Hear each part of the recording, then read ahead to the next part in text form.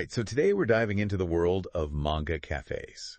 Sounds fun. Yeah, I've been looking forward to this one. Me too. And we've got a whole bunch of sources here, articles, blog posts, even some forum discussions. Wow. Yeah, really digging deep into this. Excellent. Trying to understand not only what these manga cafes are all about, but also, where they came from and where they might be going. That's a really interesting concept. It is. I mean, just imagine a place where you can just hang out, relax, read tons of manga. Oh, I know, right? And, one of the sources we have actually starts with this really cool visual. Oh. It's a picture of this young boy. Okay. Totally engrossed in a manga. Mm-hmm. He's in this little cozy booth surrounded by shelves and shelves of manga. It sounds like heaven. It does, doesn't it? Yeah. It just gives you this feeling of peace and quiet. Yeah, that's definitely a big part of the appeal. Right. I mean, who wouldn't want to escape into that kind of atmosphere? Especially, with how hectic life can be. Exactly. But it's interesting because, looking through all this material, yeah, it's clear that modern manga cafes, they're not just about the peace and quiet anymore. Right. I mean, they've evolved into something much, much bigger. Oh, absolutely. Many of them offer a whole range of services now. Like what? Well, you've got your high-speed internet. Of course. Printing services, even food and drinks. Really?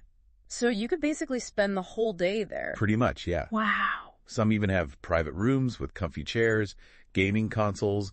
Some even have karaoke. Karaoke. Now that's unexpected. Right. I thought that was really interesting. Yeah, it definitely speaks to how these spaces have evolved. Yeah, and, speaking of evolution, our sources talk about these places called manga kisa. Ah, yes. Which were kind of like the precursors to modern manga cafes. Right. They originated in Japan. Exactly. And they started out as pretty simple spaces, just places where you could go and read manga. But over time, they started to become more than that. More social. Exactly. People would hang out there for hours, sometimes even overnight. Really? Yeah, especially those who maybe didn't have a comfortable or private space at home. Like students. Students, young professionals. Makes sense. So they really started to fulfill this social need as well. So almost like early internet cafes. In a way, yeah. That's really fascinating. It is. And that sense of community that developed in those early manga kissa, it's something that a lot of modern manga cafes are actively trying to cultivate. I could see that. They organize events, workshops, gaming tournaments, all sorts of things. It's not just about escaping into your own little world anymore. Exactly. It's about connecting with people who share your interests. That's pretty cool. It is. It's really a unique blend of, individual relaxation and social interaction. And speaking of connecting, one of the sources we have here, it actually poses this really interesting question to the listener. Oh, what's that? It says, if you were given an all-day manga cafe pass, which book would you read first? That's a fun one. Right.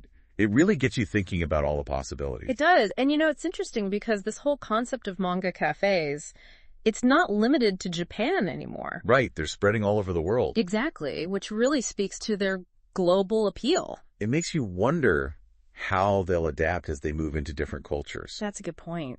I mean, could we start seeing manga cafes popping up in, different parts of the world with their own unique twists? Definitely a possibility. Maybe even incorporating elements of local culture. Oh, absolutely. Like imagine a manga cafe in, Paris. Okay. With a little French cafe vibe going on. Yeah. Or maybe one in, Buenos Aires with a tango theme. I like that. Right. Way. The possibilities are endless. They really are. And it makes you wonder, how else could these spaces evolve? Mm-hmm. I mean, could they become even more integrated into our daily lives? You mean like? Like, could we see them becoming the go-to spots for book clubs, study sessions, or even remote work? Oh, that's an interesting thought. Right. Yeah. I mean, they already offer so much in terms of comfort and amenities. Yeah, and that sense of community is a big draw, too.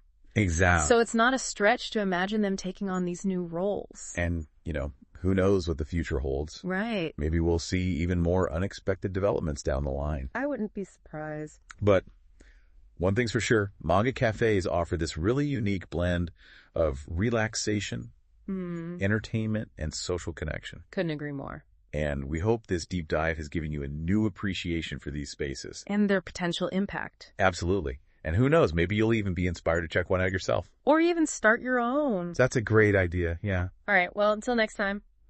See you then. Bye. Bye.